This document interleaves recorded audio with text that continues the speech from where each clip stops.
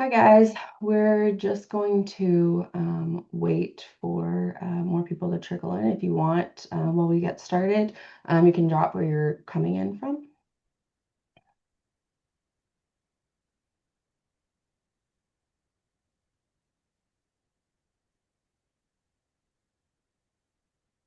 North Carolina, Ontario.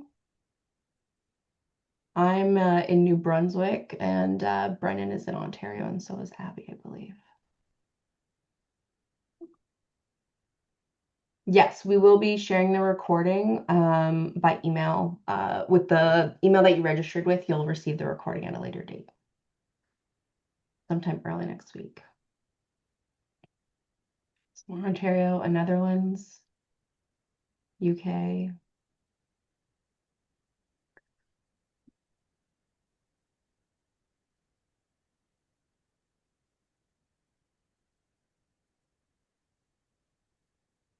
Some people from BC, you guys got up early for this.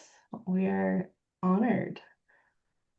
Hopefully you have your coffee for this, Yeah. 'cause that is fairly early. Yes, very early. Quebec, Ontario, Maine, California. Everyone's from all over. That's awesome. Welcome, guys. All right. Well, we will get started while people are still joining, but I will start by introducing myself. So my name is Thea Latulip. I'm the Director of Patient and Caregiver Services here at Concussion Legacy Foundation Canada. And today we're excited to be facilitating a webinar about the science of symptoms as it relates to PCS. And so before we jump in, I'll take a brief moment to introduce you to Concussion Legacy Foundation Canada, or CLFC.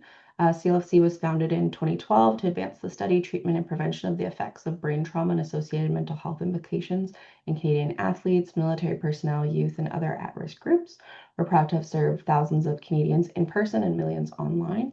And our goal today is to help you develop a greater understanding of PCS symptoms. And to support this, we're being joined by Dr. Brendan Hoffe. So Brendan is the Director of Knowledge Mobilization here at CLFC.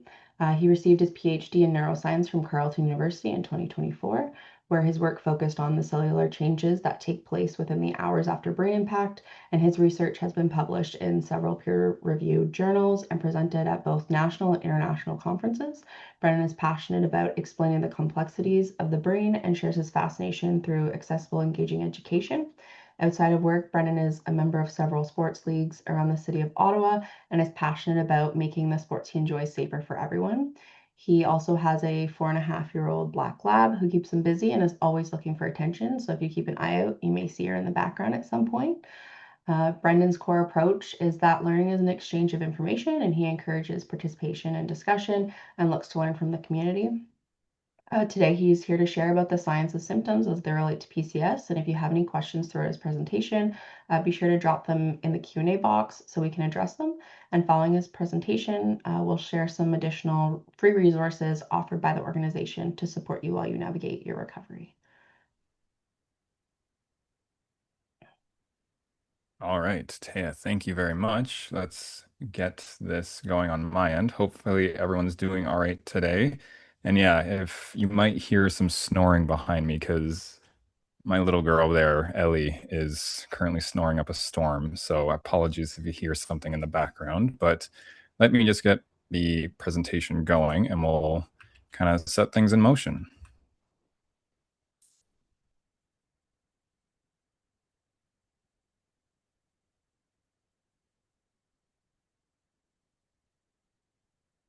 All right, so everyone should be able to see my screen. Is that correct, Taya? Yep.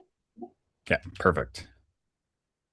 So, all right. So, as Taya mentioned, my name is Brendan. It's lovely to be here to kind of be able to talk about the brain to everybody and kind of share what my passion is really.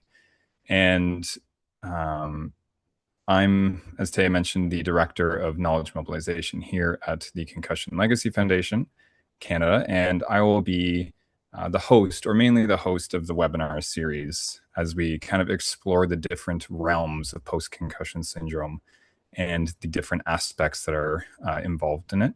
So this whole webinar series will kind of start with the first one here, where we're going to look at the science of the symptoms, or the neuroscience of the symptoms, and kind of get into what's going on within the brain to set the stage for stuff. So, as I mentioned, this webinar series will focus on a wide range of topics within post-concussion syndrome.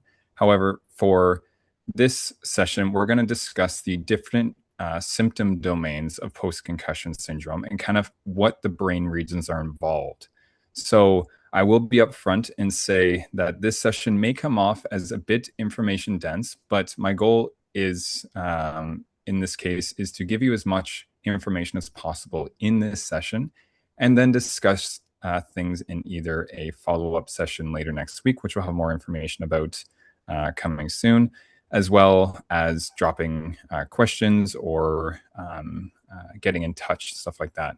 So this information session will be posted online afterwards for you to replay things, go back and listen to it again, kind of let things stew in your brain, let things sit for a bit, in case something gets missed the first time around.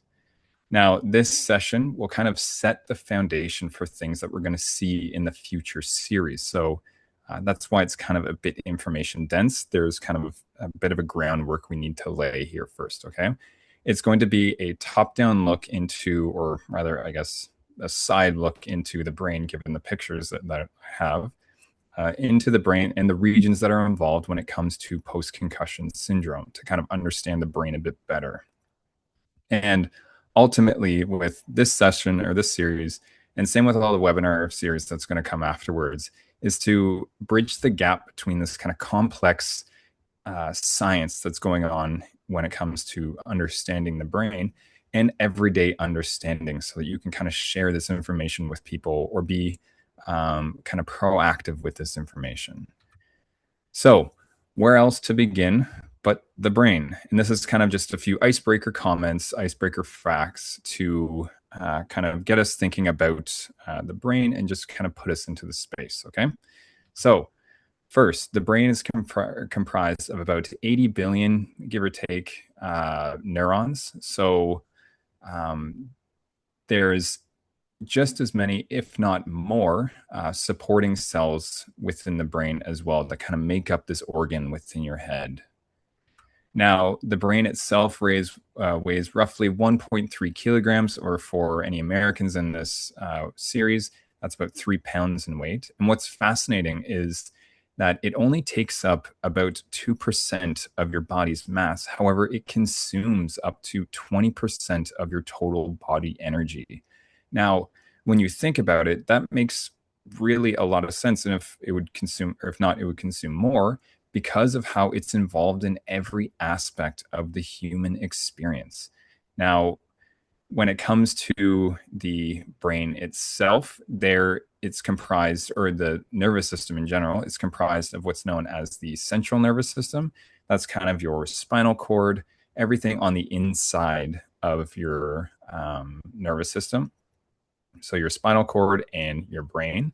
And then we have what's known as the peripheral nervous system, or think your nerve endings, or your secondary auditory or secondary sensory organs. So your ears, your eyes, your taste, that kind of stuff. That's all involved in the peripheral nervous system. Now, we're going to get a bit closer look at these cells within the brain, because ultimately this is where kind of all this information is taking place. And the neurons, so your brain cells, that being, communicate via chemical messengers. Now, you might have heard some of these chemical messengers before, those being dopamine, serotonin, the kind of the flashy ones that get a lot of media attention, as we would perceive it in science. However, the two main chemical transmitters or chemical messengers within the brain are glutamate and GABA. And those are important when it comes to aspects of post-concussion syndrome, because those either put a neuron into a state where it can be an excitatory neuron, so it sends signals, or rather boosts the signal. And then we have, on the flip side, an inhibitory neuron that's utilizing GABA, It's a short form for a long name that I can get into later. But those are responsible for dampening the signal and kind of turning things down so everything's not always going. Now, as I mentioned in the previous slide, these neurons are surrounded by supporting cells, and they play a fundamental role in kind of keeping things together and providing nutrients to these neurons. Now, those are largely broken up into two categories. You have the very wide spanning term known as glia or glial cells. And you want to think of those as like the glue of the brain. So those are going to be kind of the active supporting cells, kind of cleaning things up or supplying different elements to the neurons so they can operate correctly. And then, we have the blood vessels, which, as blood vessels do within the rest of the body, they provide the neurons and glial cells with the oxygen and the nutrients that we ingest and process. So, kind of expanding back out now into the global brain itself, I'm going to break down the, again, global parts of the brain to better understand what's going to happen later on. Okay. So the first up, we have the frontal lobe. That's involved in very abstract thought or higher level cognition. So think being able to think about things is what you'd want to kind of perceive it as. It's also responsible for motor control and behavioral control. So this is the area that's located or colored in with the white here. Next, we have the parietal lobe in the green, and this is responsible for a lot of the sensatory perception, kind of sensation integration, your spatial awareness within your body or within space, and language understanding. Next, we have the temporal lobe. Now, this is largely associated with memory and object recognition, as well as auditory processing, given its proximity to your ears. And for the lobes of the brain, the last one is the occipital lobe. And this is its sole purpose really is for vision and anything visual related. Now, in the gray, we do have the cerebellum or mini brain, as it's sometimes referred to, and the brainstem. Now, these are responsible for your basic autonomic unconscious functions such as breathing, heart rate, that kind of stuff. It's also responsible for coordination between limbs and as well as motor learning. So thinking you're learning a new sport, that a lot of the process goes on within the cerebellum and the brainstem. So now that we have a basic understanding of the brain, I'm saying very basic, let's talk about post-concussion syndrome. And again, I'm going to use kind of a few icebreaker facts to kind of warm things up and get us thinking about post-concussion syndrome and get us into that space.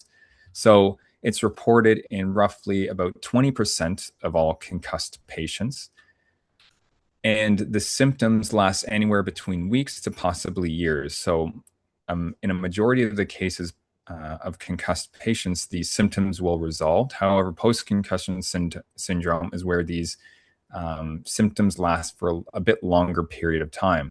And that brings us into the subtype of post-concussion syndrome known as persistent post-concussion syndrome, where this persistent series of symptoms last longer than the typical recovery, where it can last months to years or flare back up for whatever reason.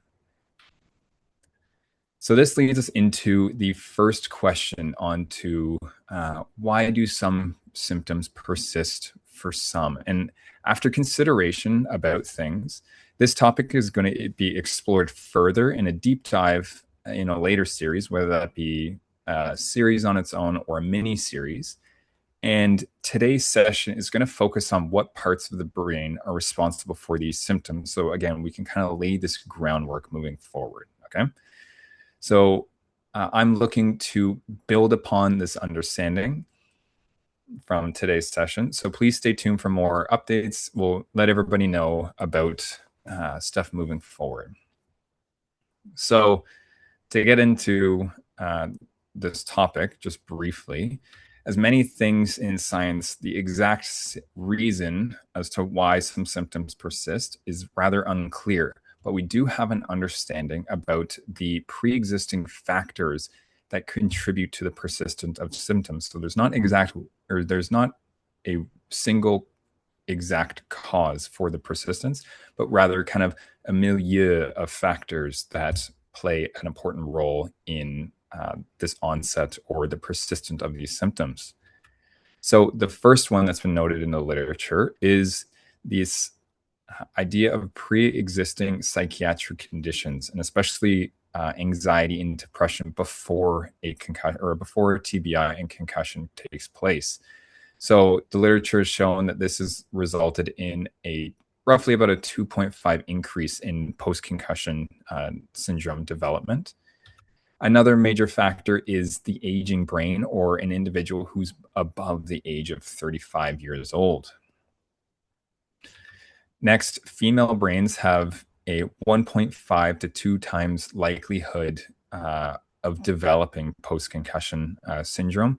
Now, there's a whole host of factors that play a potential for this, such as hormonal influences, as well as muscle composition.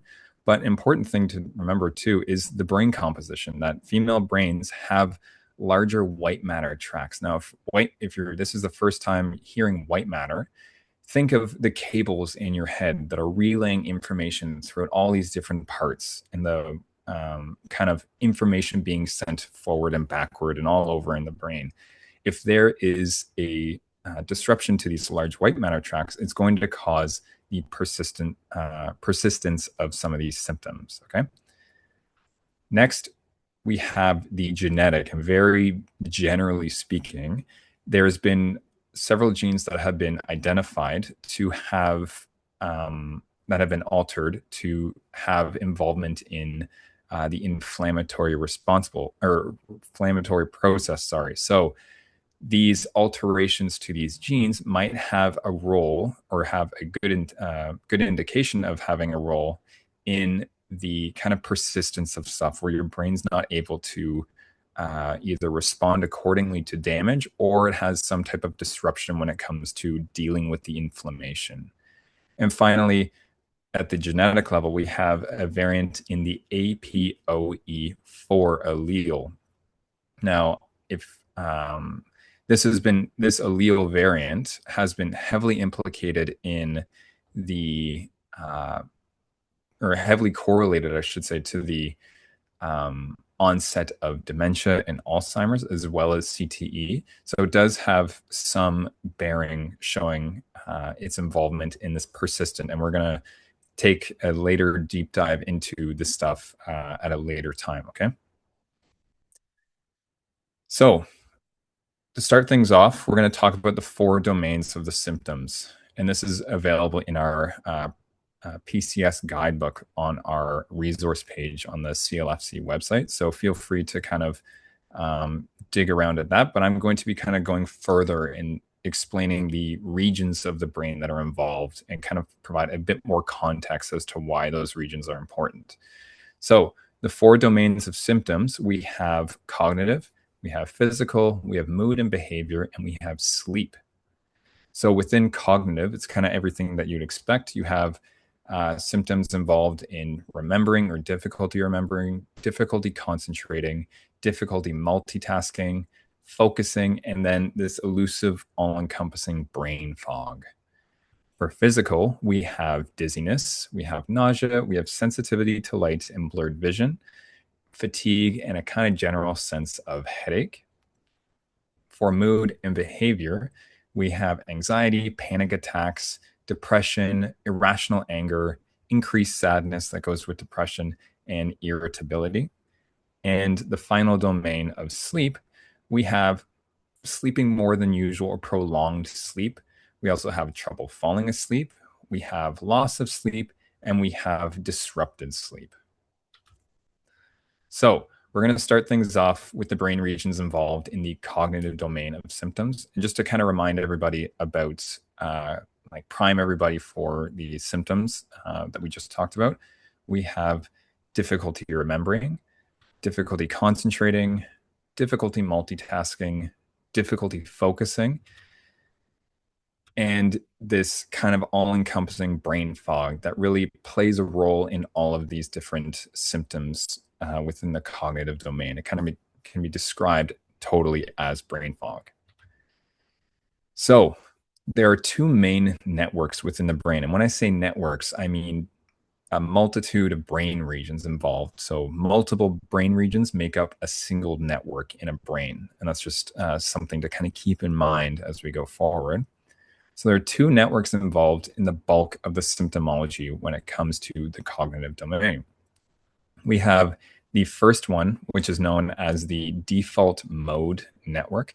And you want to kind of think of this as the brain regions that are active, or the brain network that's active when the brain is at rest and not in a goal-oriented task. So you're sitting on the couch, you're kind of standing around. When you're at rest, these regions in the brain are very active and kind of working in this state. And on the flip side, we have what's known as the task positive network. And being the reciprocal to the default mode network, these are brain regions that are involved in the attention demanding tasks and are activated during these tasks, as well as goal oriented or goal directed tasks. So now we're going to look at some of the brain regions involved and kind of look at how they might contribute to the symptomology of post-concussion syndrome. So disruptions or dysfunction in these areas. So first off, for the default mode network, we have the medial prefrontal cortex, which is involved in mindfulness and self-reflection. So if there's a disruption to this area, it could have, it could result, sorry, I should say, in this idea of difficulty remembering. Next up, we have the posterior cingulate cortex, which is involved in information integration and also aspects of memory.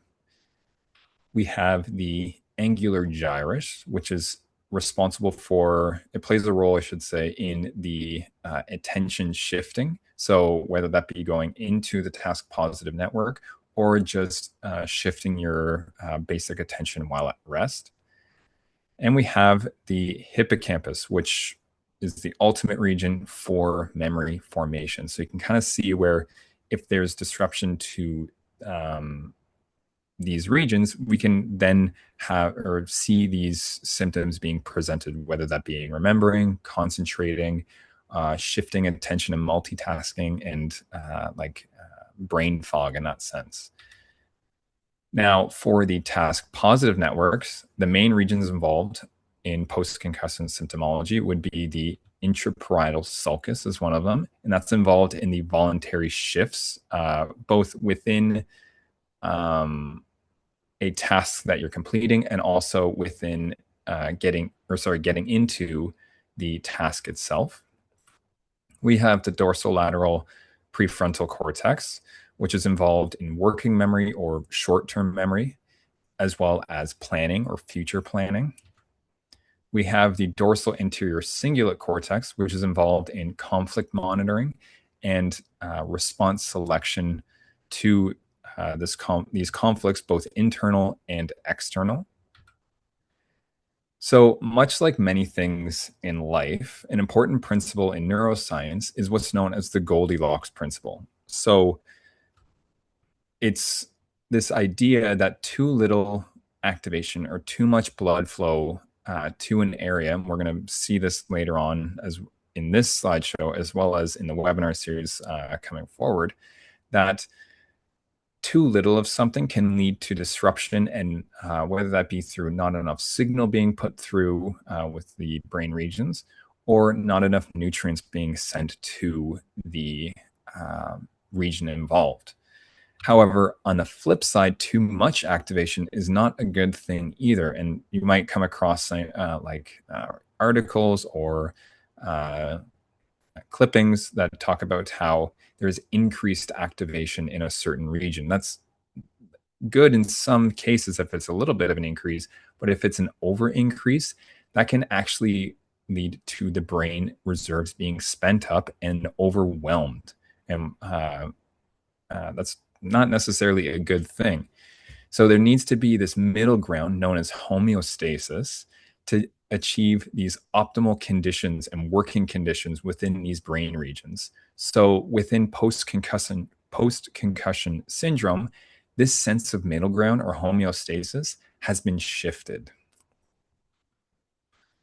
So that was the cognitive domain and kind of an explanation as to the Goldilocks principle, as to too much, too little, just right, in terms of brain functioning and how it's important for everyday neurophysiological function. Now we're going to discuss the neuroscience involved in the physical domains of symptoms. Now, there are specific regions within the brain involved for each symptom, so we can clump things together based on the regions involved. And just to kind of help everyone remember about what the symptoms are within the physical domain, we have dizziness, we have nausea, we have sensitivity to light, we have fatigue, and this general sense of headache. Okay, so we're going to start off, with dizziness.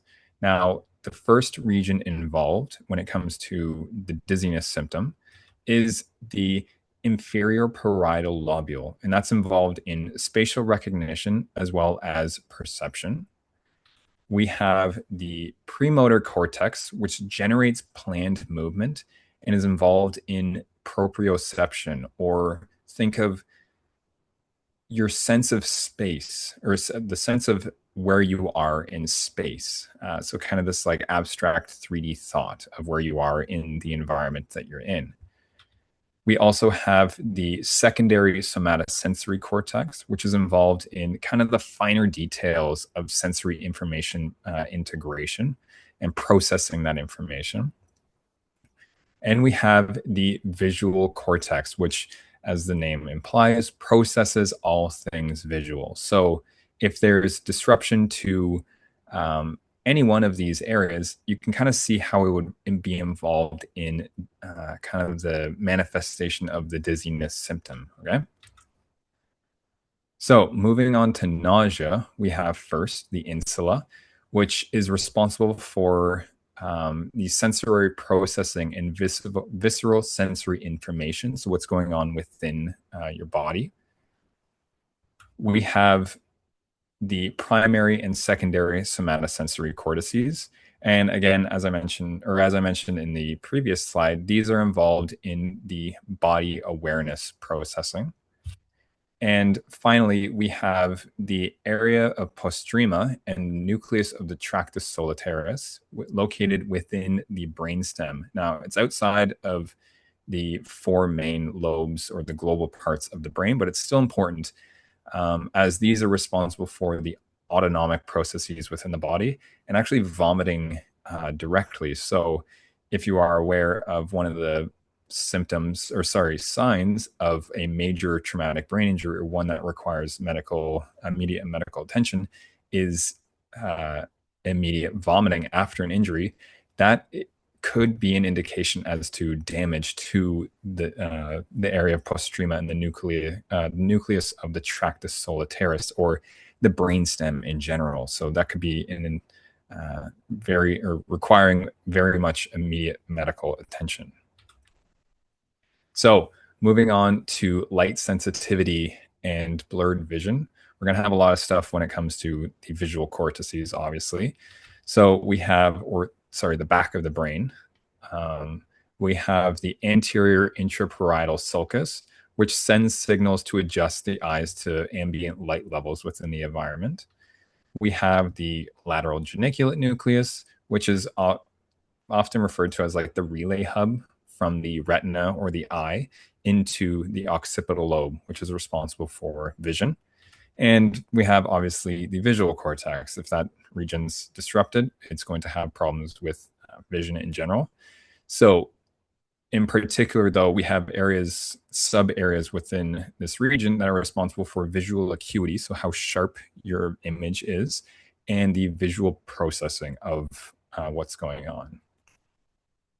So now we move into fatigue, and fatigue is not subject to one location, but rather an energy imbalance within the brain itself. And we're going to talk about that in a later series, kind of on the energy game, or what's going to happen, what happens to your energy reserves when it comes to post-concussion syndrome. So stay tuned for that at a later date. So the first imbalance, though, is what's known as the too much excitation, or what's scientifically known as the glutamate hyperexcitability. Now, in normal circumstances, neurons, when they fire, when they send their signals across to the adjacent neuron to send a signal down and move it forward, there's a period of time right after a neuron has fired where it can't fire again. And during that time, it's able to recoup all of its kind of spent reserves and kind of get ready for the next fire that's coming down the line. Now, in post-concussion syndrome, as well as in TBI, there's this general sense of, or general state of excitability due to a multitude of factors that I can touch on in a question, but for the purpose of right now, the main point being, if it fires too soon after the previous one, it depletes the reserves, and those kind of chemical messengers aren't able to reform and get ready for the next one. So if it's constantly firing, it starts to get fatigued and burnt out. Now, the second disruption is known as the dopamine disruption. Now, dopamine is responsible and involved in a lot of aspects, attention and learning, and the motivation of behaviors. So disruption to this kind of or to this neurotransmitter or chemical messenger, you want to think about it, can lead to decreased feelings of attention and motivation, which can manifest as fatigue. Now, similar to fatigue, headache is not just one part of the brain that's involved in this symptom, but rather a multitude of processes. One of those possible mechanisms of headache, especially when it comes to brain injury, is damage to the meninges.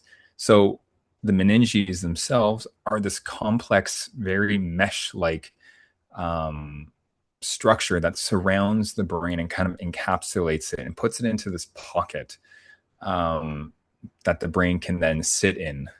So damage to these structures can lead to swelling and pressure increases within inside the skull, and that would be what is perceived as the headache. Another aspect of headache when it comes to the brain itself is increased blood flow to a region. So kind of going back to that Goldilocks principle, right? Where too much blood flow to a region, or too much activation that requires a lot of blood to go there to supply things, can stretch the blood vessels or cause them to be inflamed. Or on the flip side, too little activation can cause the constriction. And that action of either stretching or constricting the blood vessels or having them being inflamed is what you're perceiving as the pain, because the brain itself actually doesn't feel pain. It doesn't have any pain receptors or any type of sensory receptors at all. So what you're perceiving is this kind of stretching or constricting that is manifesting as the headache. Now, we're going to move into the mood and behavior domain. So just to kind of reiterate some of the stuff or some of the symptoms involved, we have irritability, anxiety, depression, irrational anger, panic attacks, and increased sadness. So to keep things simple, we're going to cover only the main regions involved, what they do, and kind of the symptoms associated with their dysfunction, because there's quite a bit of ones involved in mood and behavior. So the first one, though, probably the most important, is the amygdala. And this is the region within the brain that's primarily involved in all things emotion. So everything emotion related goes through this region to some degree. Now, disruption here can lead to things such as irritability, nervousness, depression, sadness, also a misevaluation of threats and fears, because the amygdala plays a very important role in the fight or flight response. Now, another one that kind of goes second to the amygdala is the prefrontal cortex. And that's because it regulates the amygdala. So it is responsible for putting the brakes on the amygdala's activity.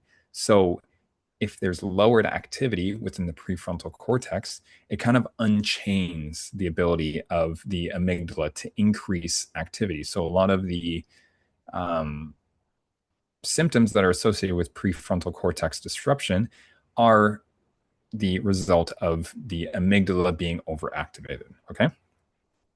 And finally, we have the hypothalamus, which is one of the main, if not the main, area within the brain that regulates hormone levels and the stress response through what's known as the hypothalamus pituitary adrenal axis. And we might cover this in a later time, but kind of just put that word out there first. So this disruption into this region has been shown to lead to stress-related feelings such as nervousness and panic attack due to that heightened stress response. So finally, we're going to talk about the sleep domain. So to kind of reiterate some of the symptoms, we have trouble falling asleep, we have loss of sleep, we have prolonged sleep or sleeping too much, and we have disrupted sleep. Again, we're going to focus on a few regions and describe their function and give context to the disruption. So the first one is also the hypothalamus. It's made up of many different nuclei that are involved in different processing of the body, but one of which is to keep track of your internal clock, or what's known as your circadian rhythm.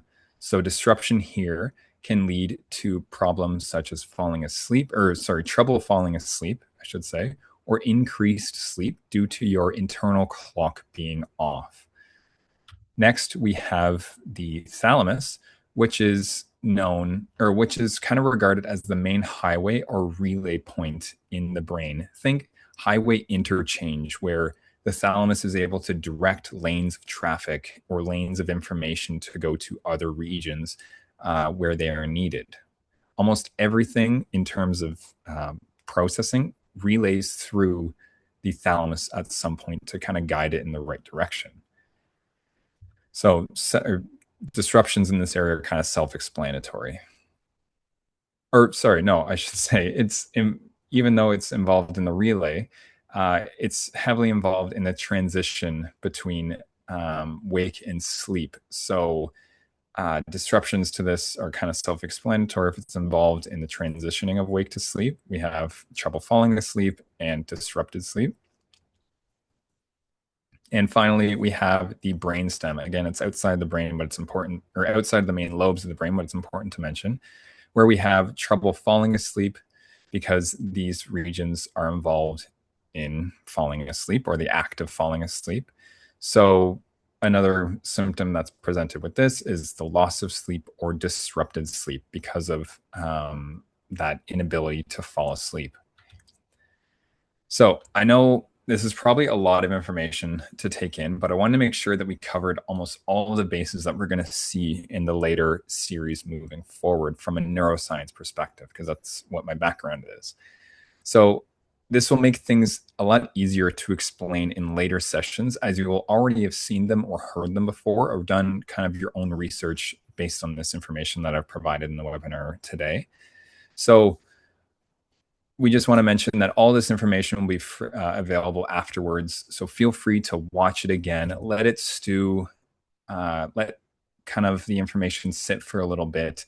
And if you have anything, or if there's anything you'd like to talk about, please feel free to reach out either through one of our means or in the upcoming discussion group that we're going to have information on later. So to round out the session here, I kind of want to leave some non-medical advice when it comes to things you can do, as what I'd be kind of suggesting as someone with a background as myself. By no means will this work for everyone all the time, but it could provide the needed guidance about how to approach living with post-concussion syndrome or help with that domain. So first and foremost, we have, whoops, not that way, this way. we have consult a physician. They are the medical experts in this. That they will have the specific information and specific medical advice to guide you on your post-concussion syndrome journey and suggest alternative medical-based approaches to dealing with a post-concussion syndrome and the symptoms associated with it. Next, we have properly following your protocol or your recovery protocol to the best of your ability. Now, I'm sure as you're kind of aware from this, all the information that I've given today, the brain is a crucial organ. And given how complex it is, it takes time for the healing to occur, whether that be through multiple concussions, kind of damaging over time, or the severity of those traumatic brain injuries. So the brain, given how complex it is, it's very important to allow it to heal. Now, the one thing I like to analogize is you wouldn't necessarily play like tennis with a broken arm a few days after. So you need time, or you wouldn't rush a broken arm. You need to take time to heal it. Now, another thing is the work through cognitive rehabilitation by accessible means. So this is general advice that I give to a majority of people who ask, like, what can they do about their brain? Now, what that means and what I'm trying to say is utilizing those cognitive reserves that you have to keep training your brain. And this is what's known as neuroplasticity. And neuroplasticity is a term that's been thrown around a lot that gets a lot of misconception. But I'm here to set the record straight that brain, or your brain cells, or cells within the brain, cannot regrow. They're what we have for the rest of our lives. So even though they can't regrow, they can still reform connections. And the brain has a remarkable way of remaking those connections. And this is done through cognitive tasks, or cognitive rehabilitation tasks. And what I mean by accessible means is that the cheapest, most effective way to train your brain. Now, that's through Sudoku, word searches, crosswords, problem solving games. So the idea being it's accessible as you can go down to your dollar store and pick up a book, or a Sudoku book, and work through those to help with your cognitive reserve capabilities by allowing yourself to restore those cognitive reserves. So it's a fascinating avenue that I would love to, if people are interested, we can talk about it more. But just being able to leverage those abilities you have within the means that you do. Now, the last one is exercising within the means of your recovery protocol. And it's well-established research showing the cognitive benefits associated with exercise in both normal life and the post-concussion syndrome landscape. And I don't want to spoil it too much, but we'll be discussing that in detail later on. So in a later web series, so just keep that in mind. And I'll also mention we do have support mechanisms in place, and Taya will provide some more information with that about how you can get the help you need to guide the right direction for provider recommendations. Now, to finalize everything, I know I've gone a bit over time, but that's how it is sometimes. The last thing that I want to mention is just understanding yourself within the post-concussion syndrome landscape. Post-concussion syndrome is an ongoing lifestyle change over time, over your life.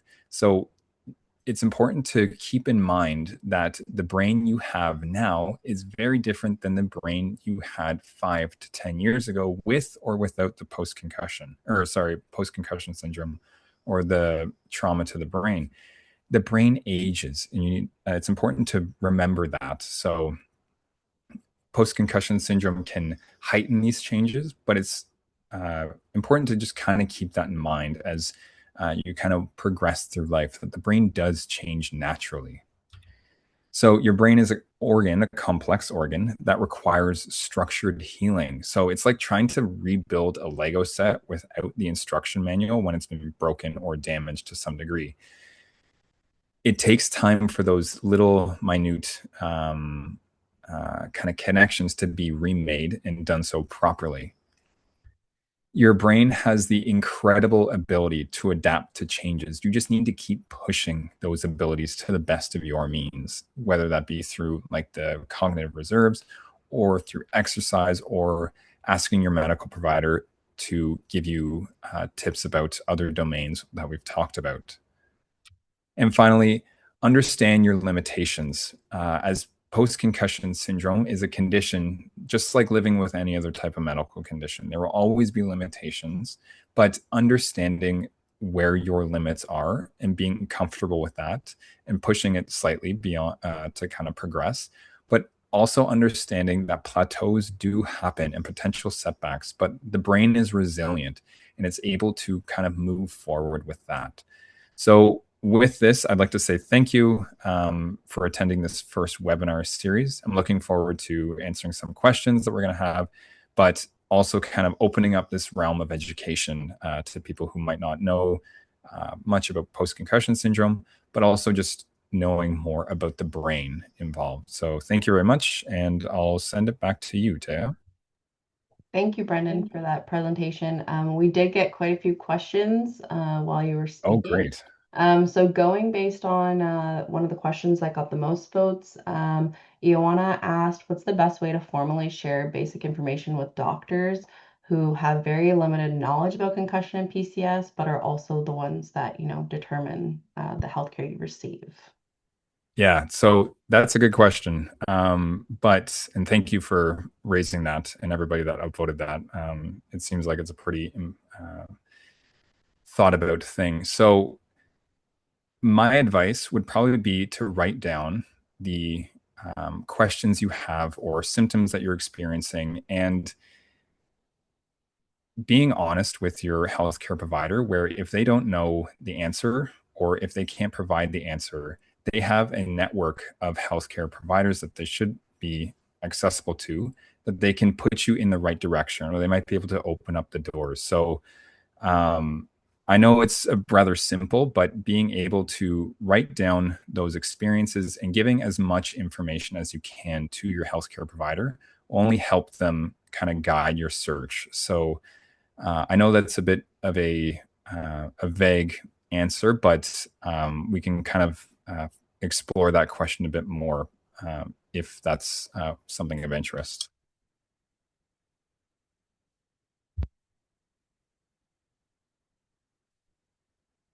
Wendy asked about noise sensitivity. Yes. So noise sensitivity is kind of within that kind of sensory processing unit, right? Especially when it comes to like your auditory cortex and those regions involved. Any type of disruption to the brain when it comes to like any sensory cortex, but also, and I didn't include this because it would kind of jump into a whole other realm that we would need to talk about, is the ear itself. So damage to the ear due to some type of traumatic brain injury can alter some of the internal components to the ear. So any disruption to this kind of internal structure where it's very fine hairs within the ear that can be sheared or torn or something like that can lead to disruption. Thanks, Brendan. Somebody asked about, so the question was, you mentioned that the brain does not have pain receptors. Do the eyes or my eye pain or strain where might the pain in the eyes come from? And then they said, sorry if that's a deeper topic. No, it's within the same realm, and that'd be an interesting one to look at because the eyes are just fascinating and from like a neuroscience perspective, and I get to nerd out with that a bit because just the whole makeup of the eyes is incredible how we're able to see. But it would kind of go back to I'm not really sure if the eyes have pain receptors. They do have sensory receptors, but there's a subcategory when it comes to pain. My like the eye itself, or like the eye, the cells, the multitude of cells within the eye. My understanding, though, is the pain that you're experiencing within the eye or potentially experiencing in the eye kind of result or goes back to that um, uh, like blood flow, like what you would see with like headaches, right? Where if there's too much blood going to the blood vessels within the eye for whatever reason, there might be inflammation taking place or there might be damage. um, it could be that the eyes are experiencing the pain through the blood vessels, but I'm not quite sure if the pain or if the eyes themselves have pain receptors because they are this weird kind of middle ground between the different nervous systems. But my first guess would be blood involvement. And then that would also be perceived into the brain as kind of pain in that region. Malcolm asked if there's a possibility that your PCS can be aggravated or get worse by fixating on it. He says, I'm just trying to understand these waves of symptoms and if I'm somehow making them worse. Yeah, so that kind of gets into a bit of the psychology of stuff or the psychology of post concussion syndrome. Now, I'm not an expert when it comes to neuropsychology by any means, but if I were to kind of take a stab at the question from my perspective, it would be kind of the rumination of post concussion syndrome and kind of worrying about the symptoms might increase the activity within those regions, which could lead to kind of overactivation of some regions and underactivation of others. But the kind of worrying about it is a rather subjective topic to explore, but um, yeah, it could lead to those kind of increased activation in certain regions that are responsible for this, and kind of goes back to that Goldilocks kind of principle of too little, too much activation not being a good thing. But that could be explored through a psychological perspective. So we can maybe talk about that and use that as a jumping board for a later series as well. Yeah, definitely a very good topic for another one. Um, and then Andy asked about touch sensitivity or like like things like closing a door making symptoms worse. Yeah. So that kind of gets into the peripheral nervous system because anything touch related comes through your nerves and into various other regions within the brain. But in terms of kind of this sensitivity to touch, it could be that there is maybe like inflammation along the way, or the region involved with the touch sensation has been disrupted due to the traumatic brain injury into a region. So there's a whole host, and this is kind of the, I know from a general perspective, like the annoying part of neuroscience is like, yes, no, we don't know, we kind of know aspects of it, but it involves the nerves, and there's specific areas within the brain that are involved in integrating those sensations. So the heightened sense of kind of touch might be due to disruption in like a somatosensory cortex of some kind of processing the visceral information, just generally speaking. Final question from Katie. She asked, do you recommend having a neurologist, PCP, and therapist, as well as natural approaches like exercise and acupuncture? Yeah, no, it's kind of this whole, a lot of like what neuroscience has kind of developed into modernly, and I've seen it through like my time coming up through schooling and whatnot, is this very much holistic approach to dealing with problems, right? Where it's not just one issue at play. There's a whole host of stuff where you can do moderate exercise, you can do eating right that we didn't even talk about, but we're going to discuss later. There's a whole lifestyle factor change that you need to consider. So, having as many people involved, luckily they're talking to each other because that's a whole other thing about miscommunication and whatnot. But kind of setting up a team or being able to set up a team that has a whole host of approaches to healing the body in multiple different ways is a great way to approach how to deal with post-concussion syndrome. So the more resources available, the better when it comes to healing the body. Thanks, Brendan. So that's all the time we have for questions today, but as Brendan mentioned during his presentation, we'll be having a follow-up discussion next Thursday from 10 to 11 Eastern time. So write your questions down, save your questions, and we'll also look at the questions that were asked in the Q&A, and we can also bring those up. So before we wrap up, though, I wanted to take a moment to share a few resources that we have at CLFC. So the CLF helpline supports Canadians by providing personalized help to those struggling with the outcomes of brain injury. If you or a loved one is seeking, sorry guys, I forgot to share my screen. 1 second. If you or a loved one is seeking guidance on how to choose the right doctor, managing lingering symptoms, or have other questions, submit your request at the link in the chat, which Abby will put, and a dedicated member of our team will follow up with you. We also host weekly and monthly support groups for patients and caregivers navigating persistent post-concussion symptoms and suspected chronic traumatic encephalopathy. To view meeting days and times, click on the link in the chat. And then lastly, if you're a patient or caregiver looking for one-on-one peer support, we offer a one-on-one peer support connection program where you can connect with a trained volunteer who has lived experience. If you're interested, please use that link in the chat to book a call with me, or you can scan the QR code here. If you'd like to connect with us on social media, you can follow our social media pages on the screen. Abby will also add those links in the chat. And finally, thank you for attending today. On behalf of everyone at the Concussion Legacy Foundation Canada, we appreciate you joining us this morning. Our next session for the Post-Concussion Community Learning Series will be on Friday, June 19th from 10 to 11 a.m. And we will be hosting that follow-up discussion about the science of symptoms next Thursday, June 4th from 10 to 11 a.m. The registration link will be in the chat.